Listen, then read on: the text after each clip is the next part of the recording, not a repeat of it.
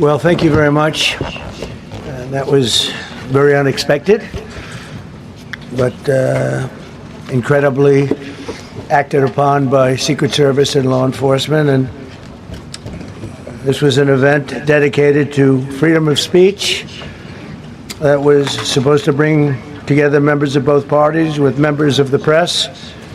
And in a certain way it did, because the fact that they just unified, I saw a room that was just totally unified. It was in one way a very beautiful thing to see. A man charged a security checkpoint armed with multiple weapons, and he was taken down by some very brave members of Secret Service, and they acted very quickly and have just released, for purposes of transparency, clarity, I've ordered it to be put out. You probably have it by now. Put out on Truth and put out on many of the platforms.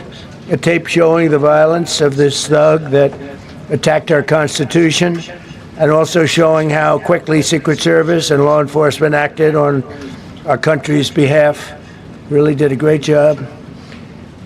One officer was shot, but saved by the fact that he was wearing obviously a very good bulletproof vest. He was shot from very close distance with a very powerful gun, and the vest did the job.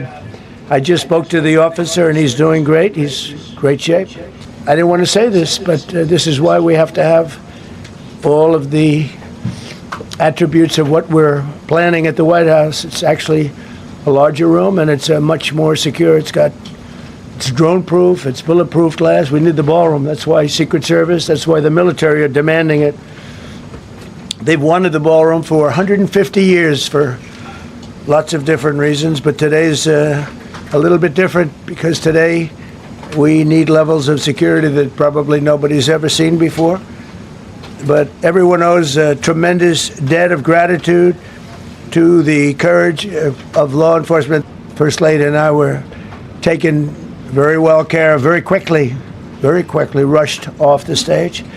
Vice President J.D. Vance, who's here, was likewise beautifully done. He was just saying how quickly everybody acted, law enforcement, Secret Service in particular in this case, but law enforcement. Marco had the same thing.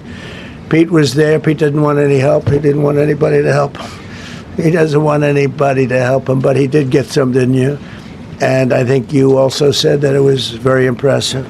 So with that, I'd like to ask Todd Blanche to come up, say a few words, and tell you it's already underway. The man has been captured. They're going to his apartment. I guess he lives in California, and he's a sick person, a very sick person. And we don't want things like this to happen. I think it's very important that I say, though, and I told the representatives of the evening, they did such a beautiful job. It was such a beautiful evening. And again, they're talking about free speech in our Constitution. That's what it's all about, not just White House correspondents. It looked like he checked it twice. Lieutenant Hudson, you monitoring who was there? Here it comes up.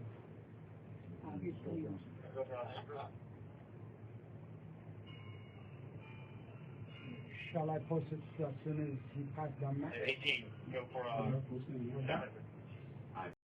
Yes, the handler said 40 just moved by. It looked like he checked it twice. Lieutenant Hudson, you monitoring who was there? Here it comes up. Go for Shall I post it as soon as he passed down? 18, go for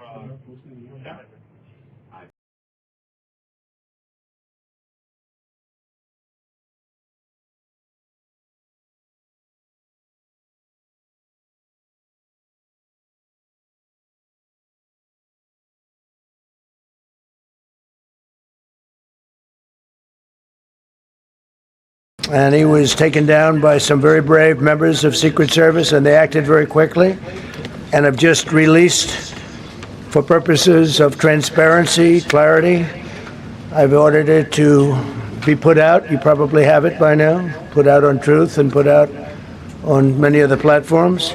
Ladies and gentlemen, the 45th and 47th President of the United States, Donald J. Trump, and First Lady Melania Trump.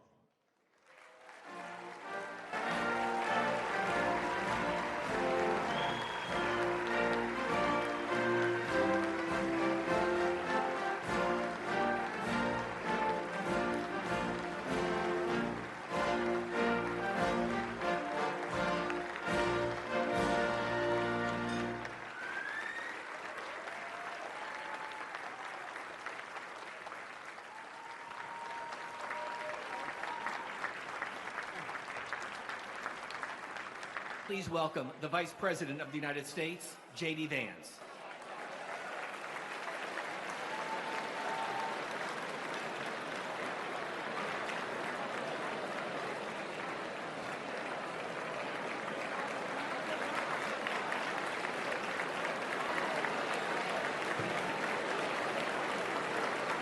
They are fighting with each other. There's tremendous infighting. They're probably fighting for leadership. In many cases, I think they're fighting not to be the leader because we knocked out 2 levels of leaders. But I'll deal with whoever we have to. But there's no reason to wait 2 days, have people traveling for 16, 17 hours. On Iran, as you're figuring out who is in charge, if the hardliners or IRGC-aligned leaders have greater power in Iran, can the U.S. make a deal with those factors? Whoever's running the show. I'll deal with whoever runs the show. They don't know. They are fighting with each other. There's tremendous infighting. They're probably fighting for leadership. In many cases, I think they're fighting not to be the leader because we knocked out 2 levels of leaders. But I'll deal with whoever we have to.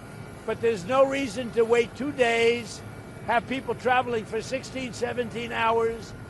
And we're not doing it that way. We'll do it when they want. They can call me. We have all the cards. We've won everything. We have all the cards. Yesterday you said to Reuters that we're dealing with who is in charge now. What changed from yesterday to today? Nothing. It's just that they gave us a paper that should have been better.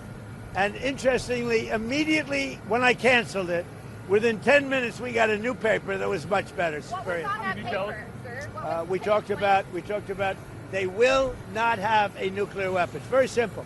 Look, that whole deal is not complicated. Iran cannot have a nuclear weapon. It's very simple. We want to beat China at the industry. We're leading with crypto. We're leading with AI.